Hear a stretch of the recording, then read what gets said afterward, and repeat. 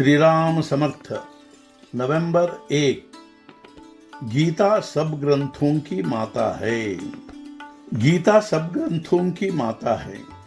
गीता वेदों की अपेक्षा भी श्रेष्ठ है। वेद भगवान के निश्वास से निकले, जबकि गीता साक्षात भगवान के मुख से निकली है। गीता का विषय क्या है? मोह के नाश करने का तत्व की दृष्टि से और साधन की दृष्टि से विवेचन है। गीता का आरंभ होता है अर्जुन को मोह होने से, मतलब यह कि अपने कर्तृत्व का अभिमान होने से अर्जुन में असंतोष उत्पन्न हुआ और इसलिए उस समय उसकी समझ में यह नहीं आया कि वह क्या करे और क्या न करे। गीता का अंत होता है अर्जुन का मोह नष्ट होने से। इसका मतलब यह है कि कर्ता परमात्मा है, यह पूरी तरह समझ में आने से जीव के कर्म के सुख दुख समाप्त होते हैं।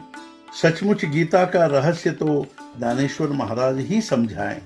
महाभारत के युद्ध में परमात्मा ने पीतांबर पहनकर अर्जुन के रथ पर बैठकर युद्ध क्षेत्र में अर्जुन से गीता कही। फिर हजारों वर्षों के बाद वही भगवान शरीर का चोला बदल कर आए और उन्होंने ज्ञानेश्वरी कथन की। ज्ञानेश्वरी भगवान की वाणी है। उसमें जो तत्व बताया गया है उसका हम आचरण करें। भगवान ने हम सबको यही बताया है कि तुम आगे चलो, मैं तुम्हारे पीछे हूँ। कोई शादी के उम्र की लड़की अपनी किसी सहेली की शादी में जाती है तो वहाँ का वातावरण देखकर उसके मन में अपनी खुद की शादी के और तदनुसार उत्सव के विचार आएंगे। उसी प्रकार हम जब पोथी सुनते हैं तब उसमें जिन अवस्थाओं का वर्णन किया है वैसी अवस्थाएं कब प्राप्त होगी उनका हम विचार करें। आत्मनिवेदन का अर्थ है मैं कौन हूँ यह जानना है।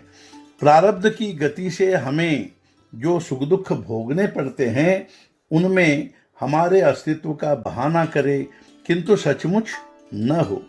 वकील जैसे अपने मुवक्किल का मुकदमा अपना समझकर अदालत में लड़ता है, लेकिन बाद में मुकदमे का फैसला कुछ भी हो उससे वह सुखी या दुखी नहीं होता, किंतु सिर्फ ऊपर से मुवक्किल के सामने दुख प्रकट करता है। ठीक वैसा ही व्यवहार मैं करता हूँ। जो व्यवहार को सत्य मानते हैं उन लोगों में रहना हो तो बाहर से उन लोगों जैसा बरतना ही पड़ता है। ऐसा बरतते हुए हम अपना भगवान का अनुसंधान न भूला दे तो व्यवहार एक खेल हो जाता है, कभी हार तो कभी जीत। हम खेल में हारे तो क्या और जीते तो क्या। यथार्थ जीवन की दृष्टि से दोनों समान ही होते हैं। फिर भी खेल खेलते समय हम जरूर जीतने का अच्छा प्रयत्न करें। भगवान का नाम स्मरण करें तो वह युक्ति अपने आप सध जाती है।